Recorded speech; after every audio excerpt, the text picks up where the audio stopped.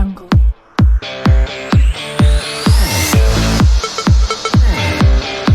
Audio Jungle.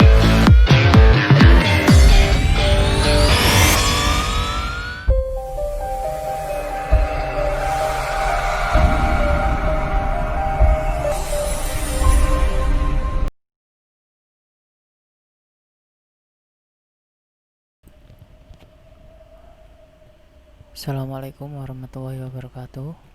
Selamat pagi anak-anak kelas 7 SMP Ki Ageng Pandanaran. Bertemu lagi bersama Pak Riza dalam bimbingan teknologi informasi dan komunikasi. Semoga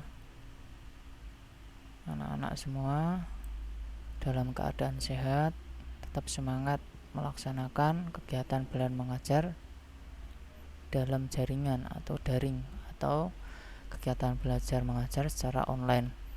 Nah, meneruskan materi sebelumnya, Pak Ria sebelumnya mohon maaf karena kemarin terjadi gangguan. Mic Pak Ria itu kemarin sedang rusak lah. Sekarang alhamdulillah sudah baik, suaranya sudah jelas.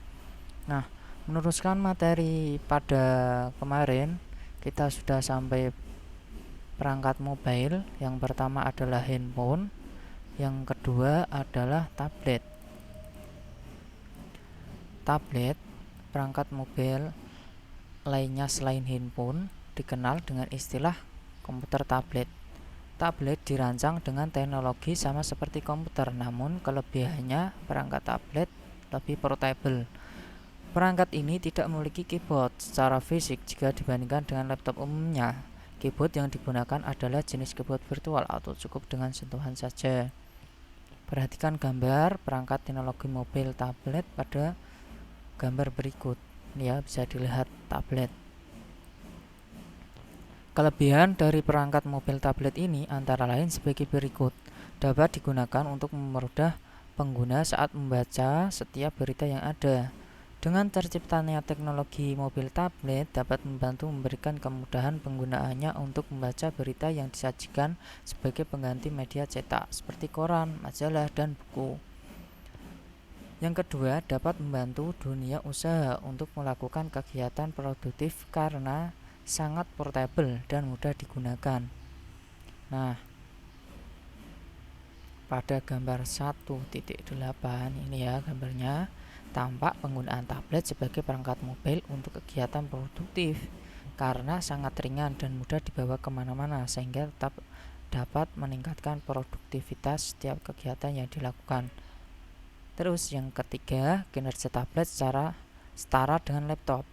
Tablet dapat digunakan untuk menggantikan keberadaan laptop. Tablet digunakan untuk melakukan semua aktivitas komputer yang berkaitan dengan produktivitas dan bersama nih dengan laptop. Namun ketika spesifikasinya itu rendah, juga agak sedikit ada kendala. Ini hampir sama dengan laptop, bisa diisi seperti WPS Office atau yang lain untuk melaksanakan kegiatan yang produktif. Nah, terus selanjutnya beberapa alasan pengguna beralih ke tablet antara lain aplikasi yang ada pada tablet semakin lengkap dengan berbagai macam tampilan yang semakin menarik. Tampilan tablet dengan berbagai macam layanan yang ada yaitu berupa, nah ini yang sudah Pak Arya jelaskan tadi, berupa aplikasi Word, Excel, PowerPoint, dan aplikasi lain yang dibutuhkan untuk membantu setiap kegiatan yang dilakukan. Terus, tablet merupakan perangkat yang mudah dibawa, ringkas, dan ringan sebagai pengganti dari laptop. Misalnya kalau hanya untuk mengetik-ngetik saja, mencari di Google, itu enak. Tablet sebagai pengganti laptop. Terus materi selanjutnya kita akan mengenal yaitu yang namanya perangkat lunak. Kalau kemarin kita sudah mengenal hardware, itu perangkat keras, ada perangkat input output. Nah, kita sekarang masuk yang namanya perangkat lunak atau yang disebut software. merupakan bagian dari sistem komputer yang digunakan untuk melakukan fungsi dari perangkat hardware. Walaupun secara fisik tidak terlihat, software merupakan penghubung antara manusia sebagai pengguna perangkat dengan hardware yang digunakan nih. Manusia sebagai pengguna itu disebut brainware. Kalau perangkat kerasnya disebut hardware. Mohon maaf Pak Ria, bicaranya agak susah karena sedang sariawan. Terus selanjutnya sistem operasi. Sistem operasi merupakan jenis perangkat lunak atau software yang digunakan untuk melakukan manajemen dari perangkat keras. Karena fungsinya yang sangat besar, maka sistem operasi harus terinstal terlebih dahulu di perangkat hardware yang digunakan. Kalau tidak ada sistem operasinya, apakah bisa jalan, Pak? Ya tidak bisa, harus ada sistem operasinya dulu. Fungsi dari sistem operasi antara lain sebagai sistem dasar dari perangkat keras yang harus terinstal terlebih dahulu untuk menjalankan komputer. Digunakan untuk melakukan proses manajemen perangkat keras yang digunakan. Terus yang ketiga, sistem operasi digunakan sebagai wadah untuk melakukan proses penyimpanan setiap aplikasi yang digunakan. Yang keempat, sistem operasi dapat digunakan untuk mengontrol dari setiap kinerja dari aplikasi yang digunakan. Ini adalah sistem operasi, ini adalah inti. Harus ada sistem operasi jika ingin menjalankan sebuah komputer atau laptop ataupun tablet. Ini ada sistem operasinya. Nah, berikut beberapa sistem operasi yang umum digunakan pada komputer dan handphone oleh user. User ini namanya lain dari pengguna, itu disebut user. Sistem operasi komputer. Yang pertama, pada perangkat komputer digunakan beraneka ragam sistem, diantaranya sebagai berikut. Yang pertama, sistem operasi Windows. Ini sangat umum sekali ya. Sistem operasi Windows merupakan sistem operasi yang dikembangkan oleh Microsoft oleh Microsoft berbasis GUI atau Graphic User Interface. Sistem operasi ini merupakan sistem operasi hasil dari revolusi MS-DOS, Operating System atau MS-DOS. Kalau zaman dulu namanya DOS. Lalu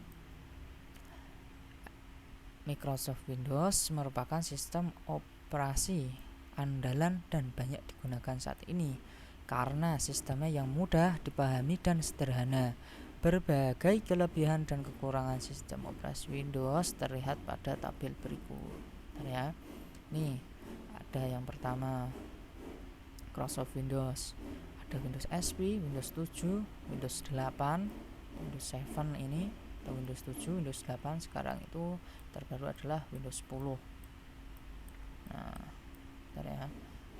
Nah, ini kelebihan dan kekurangan. Kelebihannya yang pertama, sangat user friendly untuk penggunanya dibandingkan dengan OS lain. Terus kekurangannya, lisensi yang ada pada Windows mahal jika dibandingkan dengan sistem operasi lain. Kedua, kemudahan saat melakukan proses instalasi. Kekurangannya karena sifatnya yang bukan open source, komunitas jarang terbentuk. Terus kelebihan yang ketiga, perkembangannya pesat karena tingkat kebutuhan pasar yang terus meningkat. Kekurangannya, keamanan dari Windows sangat kurang karena itu mudah terserang virus. Terus yang keempat, lebih mudah untuk melakukan proses perbaikan karena banyak yang terbiasa menggunakan Windows. Terus kekurangan selanjutnya, akan membutuhkan dana yang lebih besar jika ingin menggunakan versi yang lebih tinggi. Kalau Windows resmi itu biasanya beli mahal. Kalau Windows 7 itu dulu, Windows 7 sekarang itu sudah tidak ada update-nya. Sudah tutup, sekarang banyak menggunakan Windows 10. Nah, untuk selanjutnya sistem operasi komputer selain Windows itu ada Linux. Linux adalah sistem operasi open source dan gratis yang merupakan turunan dari Unix. Linux memiliki kelengkapan fitur untuk jaringan, pengembangan software, dan dapat digunakan untuk menyelesaikan pekerjaan sehari-hari sama halnya seperti software Windows. Sistem operasi Linux lebih terjangkau jika dibandingkan dengan sistem operasi lainnya, misalnya saja Windows. Perhatikan tabel berikut. Linux bersifat open source dan free atau tidak dikenakan biaya. User kurang familiar terhadap sistem operasi Linux. Kelebihannya itu free atau gratis, tidak dikenakan biaya. Beda dengan Windows. Windows itu kalau beli resmi itu harus berbayar. Nah, kekurangannya tidak seperti Windows. Windows itu lebih familiar, lebih sering digunakan oleh pengguna atau user. Kalau Linux jarang sekali yang menggunakannya. Terus kelebihan selanjutnya, Linux memiliki keamanan yang lebih unggul dan tahan terhadap virus. Proses instalasinya membutuhkan ketelitian dan kesabaran. Kekurangannya, nah, kalau Windows itu mudah terserang oleh virus, kalau Linux itu tidak. Tetapi proses instalasi Linux itu sendiri butuh ketelitian dan kesabaran karena sangat sulit untuk menginstal Linux kalau belum berpengalaman. Kalau Windows itu sangat mudah. Terus kelebihan selanjutnya, Linux dapat digunakan untuk spesifikasi perangkat yang minimum. Kekurangannya, struktur dan direktori dari Linux agak membingungkan. Untuk spesifikasi perangkat yang minimum, misalnya RAM itu spesifiknya rendah atau apa, ini bisa digunakan Linux. Tapi struktur dan direktori dari Linux agak membingungkan. Kalau belum paham memakai Linux itu sangat bingung sekali ya. Terus yang keempat, memiliki komunitas serta tidak mudah hang ataupun crash. Kekurangannya, proses yang agak lama untuk mempelajari sistem operasi Linux. Nah, mempelajari operasi Linux sendiri itu sangat lama. Kalau belum paham itu sangat bingung dan membuat frustasi ketika menginstal Linux. Nah, tapi kelebihannya memiliki komunitas serta tidak mudah hang ataupun crash. Nah, itu tidak mudah crash ya. Crash itu apa ya? Mudah hang itu tiba-tiba misalnya komputernya itu mati sendiri, itu hang. Itu karena apa? Karena Windows atau karena apa itu. Kalau pakai Linux itu tidak mudah hang. Nah, selanjutnya sistem operasi pada komputer selanjutnya yaitu sistem operasi Macintosh Operating System atau disebut Mac, merupakan sistem operasi berbasis grafik user interface dari kelompok Apple yang secara umum digunakan untuk melakukan proses operasi komputer jenis Macintosh. Berikut tabel kelebihan dan kekurangan operasi Macintosh. Ini bisa digunakan ya.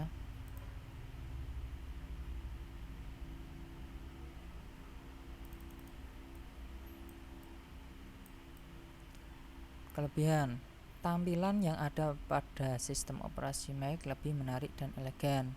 Kekurangannya, harganya yang relatif sangat tinggi.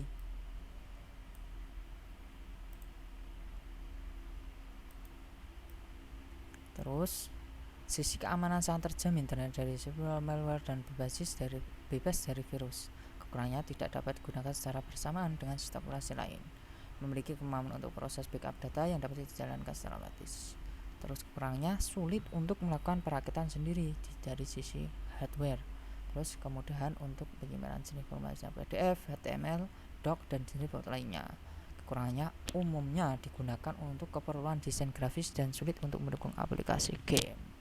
Nah, ini kelebihannya, lebih mahal dari Windows. Ini operasi Mac, Macintosh Operating System.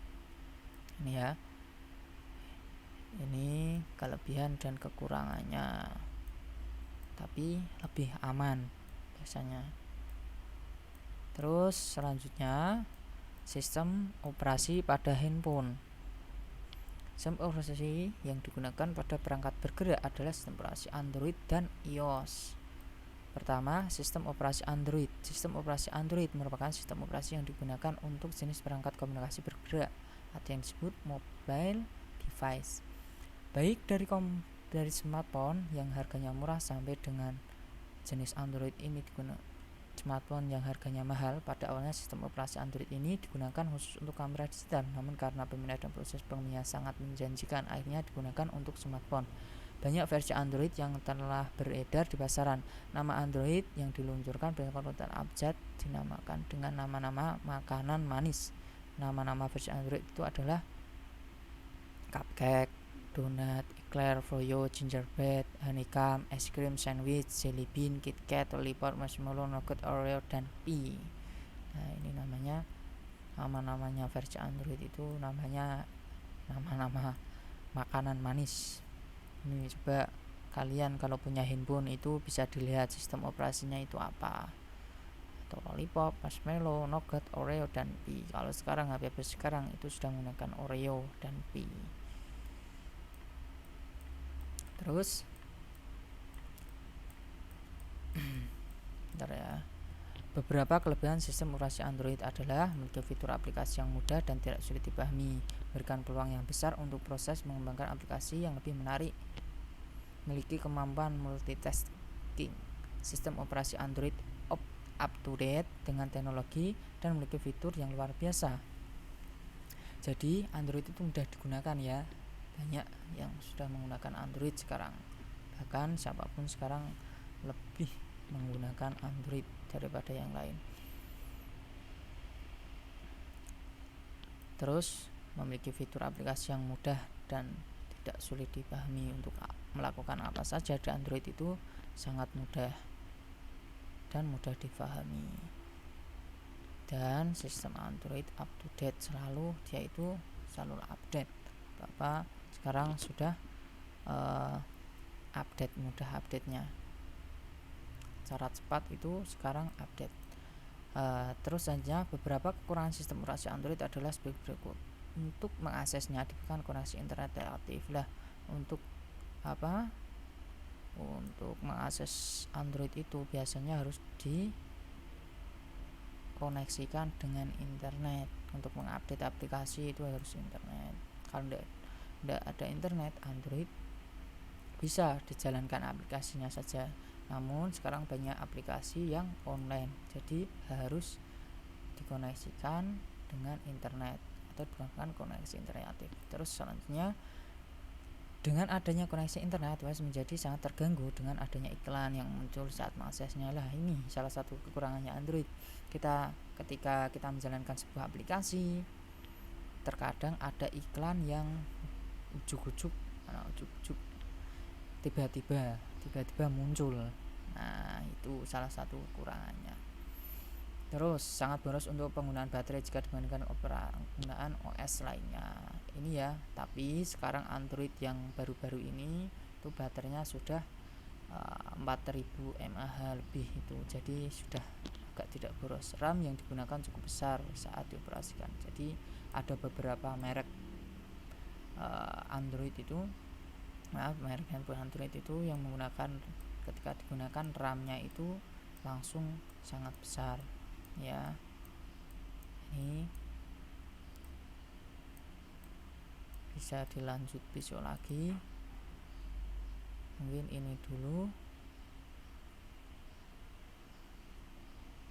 yang dapat Pak Ria sampaikan. Yang penting kalian paham dan mohon diperhatikan semua tugas-tugas harap dikumpulkan. Tugasnya hanya merangkum di buku catatan, difotokan ke Pak Ria, itu sudah. Nah, kita tinggal satu pertemuan lagi menyelesaikan bab 1 ini.